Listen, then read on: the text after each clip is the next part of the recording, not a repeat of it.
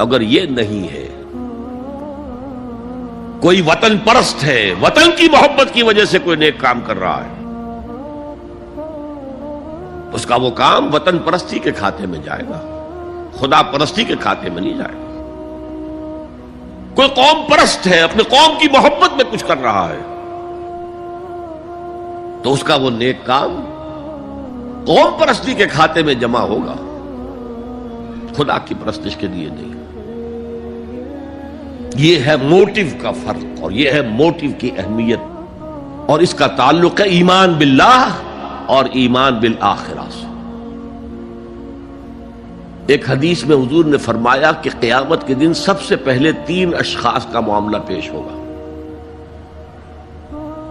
ایک وہ تھا کہ جو اللہ کی راہ میں جنگ کرتا ہوا مارا گیا تھا، دنیا میں شہید سمجھا جا رہا تھا۔ ایک وہ تھا جسے اللہ نے علم بہت دیا تھا، اور اس نے علم کو پھیلایا، خوب پھیلایا۔ اور ایک وہ جس کے پاس جس کو اللہ نے بہت دولت دی تھی، اور اس نے دولت جو ہے نیکی کے کاموں میں، بھلائی کے کاموں میں، غربا، یتاما، مساکین کے لیے خرچ کیا۔ اب اللہ پوچھے گا ان شہید صاحب سے کہ دیکھو میں نے تمہیں صحت دی تھی، جسمانی قوت دی تھی، تم نے کیا کیا؟ وہ کہے گا اے اللہ میں نے تیرے لیے قتال کیا اور اپنی جان دے دی۔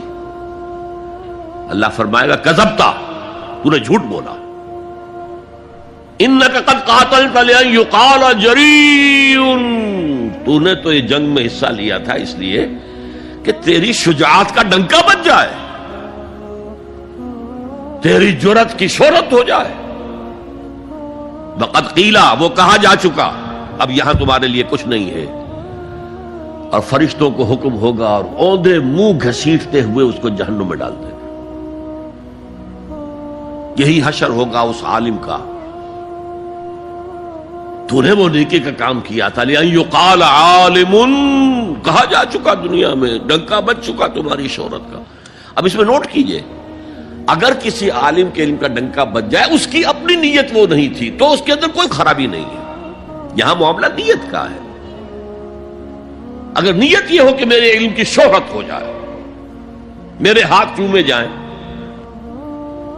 مجھے نذرانے پیش کیے جائیں، تو پھر وہی حشر اس کا ہوگا کہ اوندھے منہ گھسیٹ کر جہنم میں ڈال دیا جائے۔ یہی حشر اس سخی کا ہوگا جس نے سخاوت کی تھی، جس کی سخاوت کے ڈنکے بج گئے تھے، اس کا بھی یہی حشر ہوگا۔ تو انما الاعمال بالنیات، اور یہاں نیکی کی بحث میں سب سے پہلے ولکن البر بر من آمن باللہ والیوم الآخر۔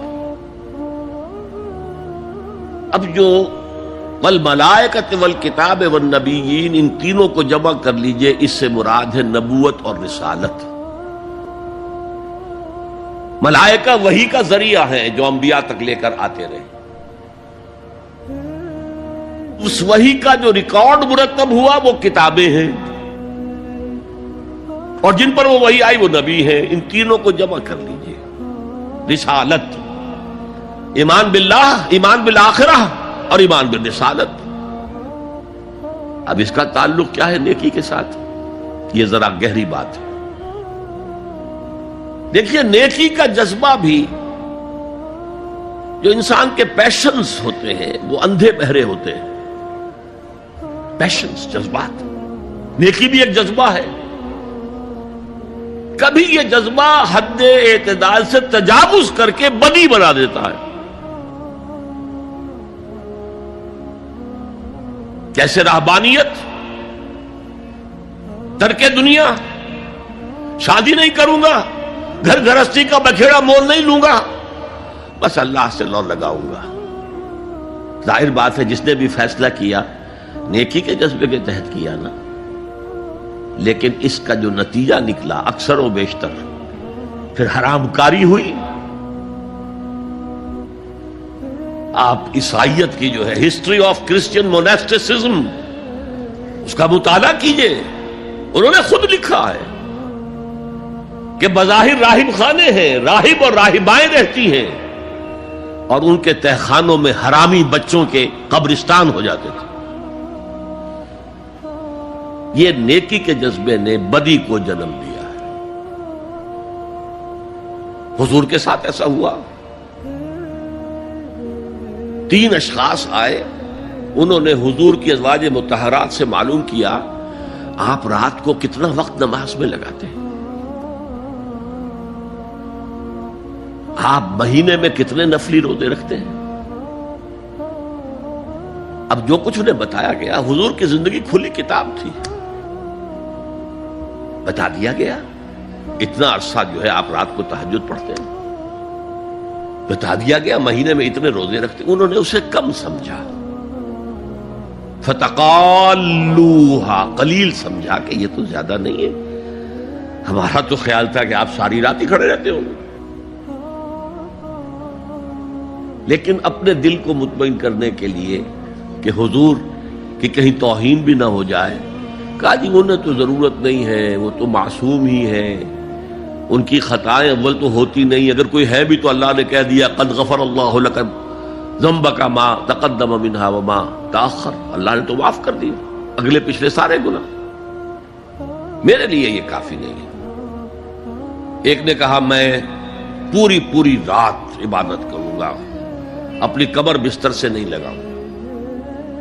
دوسرے نے کہا کہ میں ہمیشہ ہر روز روزہ رکھوں گا, کبھی افطار نہیں کروں گا. تیسرے نے کہا میں کوئی شادی بیاہ نہیں کروں گا, یہ کھکیڑ میں نہیں پڑھوں گا میں. حضور کو خبر ہو گئی, آپ نے طلب فرمایا اور غصے کے انداز میں وہ الفاظ کہے کہ جو حضور سے بالکل متوقع نہیں ہے. واللہ انی لاتقاکم واخشاکم, خدا کی قسم میں تم سب سے زیادہ متقی ہوں اور سب سے زیادہ اللہ سے ڈرنے والا ہوں. لیکن میرا طریق یہ ہے کہ میں رات کو سوتا بھی ہوں اور نماز بھی پڑھتا ہوں, میں روزہ رکھتا بھی ہوں, ناغہ بھی کرتا ہوں. میں نے شادیاں کی ہیں, متعدد ازواج میرے گھروں میں ہیں. فمن رغب عن سنتی فلیس منی, جو بھی میری سنت سے ہٹا وہ مجھ میں سے نہیں ہے, میرا امت ہی نہیں ہے.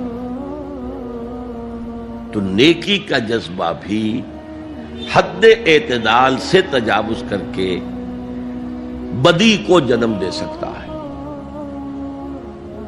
ایک صحابی, نوجوان صحابہ میں سے عبداللہ ابن عمرو ابن العاص, عجیب یہ بات ہے کہ باپ جو ہے بہت بڑا سیاستدان, بہت بڑا جری سپہ سالار, بہت بڑا حکمران, حضرت عمرو بن العاص, بیٹا نہایت زاہد و عابد, مرتاس, زاہد مرتاس, ساری رات کھڑے ہیں, بستر سے کمر ہی نہیں لگائی, ہر روز روزے سے ہیں. یہ خبر دی گئی حضور کو تو آپ نے طلب فرمایا یا عبداللہ اولم اخبر انک تقوم اللیل وتصوم النہار, اے عبداللہ مجھے یہ خبر نہیں دی گئی ہے, یعنی یہ بات جو ہے صحیح ہے کہ نہیں کہ تم ساری رات عبادت کرتے ہو, ہر روز روزہ رکھتے ہو. کیا کہہ سکتے تھے, بلا یا رسول اللہ, حضور ایسا تو ہے. فرمایا لا تفعل, ہرگز ایسا مت کرو.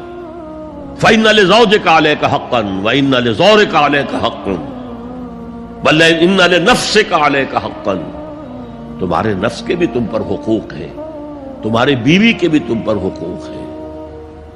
ان کی زوجہ سے کسی نے پوچھا تھا تم ہمیشہ میلی کچیلی رہتی ہو, کبھی ہم نے تمہیں کسی اچھے لباس میں کس کوئی جسے سنگھار کہہ دیتے کہ یہ میں نے دیکھا, تو ان کا کہ مجھے کیا غرض ہے, تمہارے بھائی کو تو مجھ سے کوئی غرض ہے ہی نہیں, میں کس کے لیے بناؤ سنگھار کروں.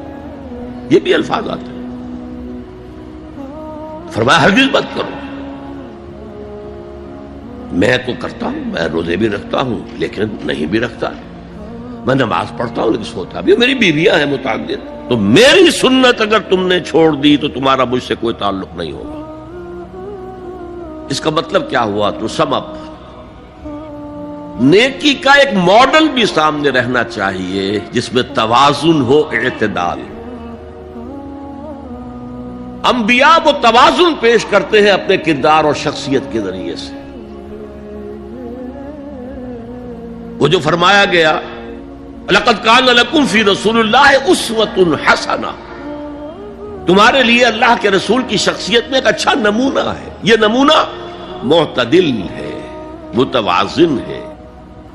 حضرت عائشہ فرماتی ہیں حضور ہمارے مابین تشریف فرما ہوتے تھے، پیار اور محبت کی باتیں بھی ہوتی تھیں۔ حضور ہمارے ہاں کے جو ذرا زیادہ دیندار، جنہیں زیادہ مسالہ لگ جاتا ہے، وہ کرخت مزاج کے گھروں میں بھی معلوم ہوا داخل کیا ہوا قیامت آ گئی ہے، تو اس طرح کا نہیں تھا معاملہ، اپنی بیویوں کی دل جوئی، ان سے محبت اور پیار کی باتیں۔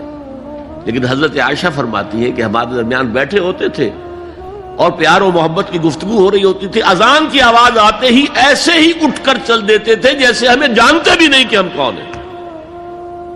یہ توازن پیدا کرو، ترک دنیا نہیں، دنیا میں رہو اور پھر وہ کردار پیش کرو جو محمد نے پیش کیا صلی اللہ علیہ وسلم اور آپ کے صحابہ نے پیش کیا۔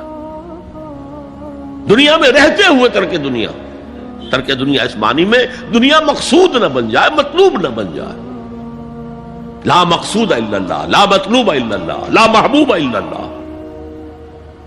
تو یہ ہے اس نیکی کی بحث میں ایمان بالرسالت کا معاملہ۔